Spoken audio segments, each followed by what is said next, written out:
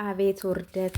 አቤት ውርደት! አቤት ውርደት! ከእንደዚህ ያለ ነገር ያድነን፣ ከመዋረድ ያድነን። ጋይስ ምንድን ነው የምናየው? የዳኒ አቀማመጥ እንዴት ነው ጋይስ?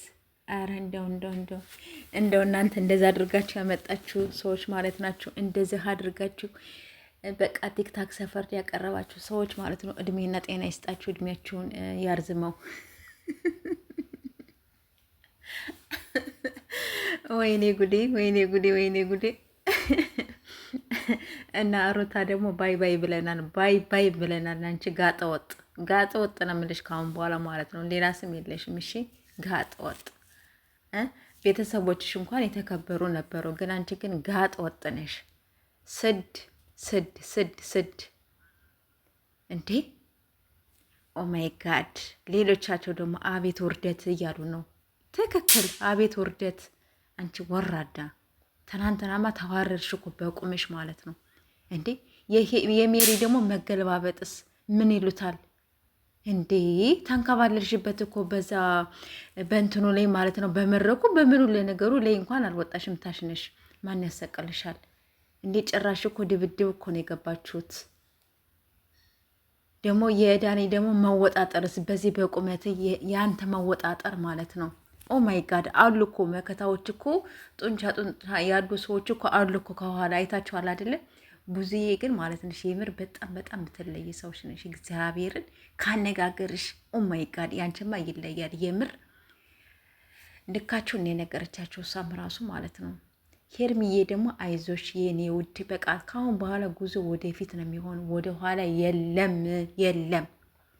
ሌሎቻችሁ ደግሞ የምወዳችሁ የማከብራችሁ ማለት ነው ኮሜንታተሮችን በጣም ትለያላችሁ። እኔም እወዳቸዋለሁ ማለት ነው። ካሁን በኋላ ቲክታክ ሰፈር ላይ አቁሜ የነበረ መፖስት ማለት ነው። ትናንት ከትናንት ወዲያ መፖስት ጀምሬያለሁኝ። ቀስ ብዬ ደግሞ አመጣላችኋለሁኝ እና የምፖስተውን እንትን ትላላችሁ ማለት ነው ታያላችሁ። እና የሩታ እንግዲህ በጎች እኔ ብያቸው አላቅም ነበረ። በጎች ይሏቸዋል ነበር ምላይ ነበረ። የሩታ በጎች ማለት ናቸው።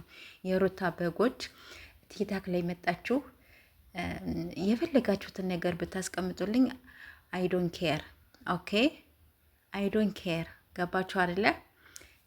ኬርሜላ እንደዛ አደረጋችሁ፣ አብርሽ እንደዛ አደረጋችሁ፣ ሌሎቻችሁ እንደዛ አደረጋችሁ።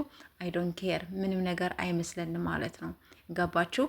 የፈለጋችሁን ነገር ብታስቀምጡ ምንም ነገር አይመስለንም ማለት ነው። እና ትናንትና አስቀምጬ ማለት ነው አጠፋፍቼ ነበረ 15,600 ፎሎ ምናምን አለኝ። በዛ ላይ ያስቀመጥኩኝና እንዴት እንደተንጨረጨሩ ጋይሶች ማለት ነው። አይመለከታችሁም። የፈለኩትን ነገር የወደድኩትን ነገር ካሁን በኋላ ፖስት ማድረግ እችላለሁ። እንገባችሁ አይደለ? የፈለኩትን የሩታ በጎች አትንጨርጨሩብን ነው የምንላችሁ። ተፋቱነ። ሌላው ነገር ደግሞ ማለት ነው የኔ ውዶች፣ የኔ ምርጦች እሰራለሁኝ። ሰብስክራይብ ያላደረጋችሁ ደግሞ ሰብስክራይብ እያደረጋችሁ አበረታቱኝ።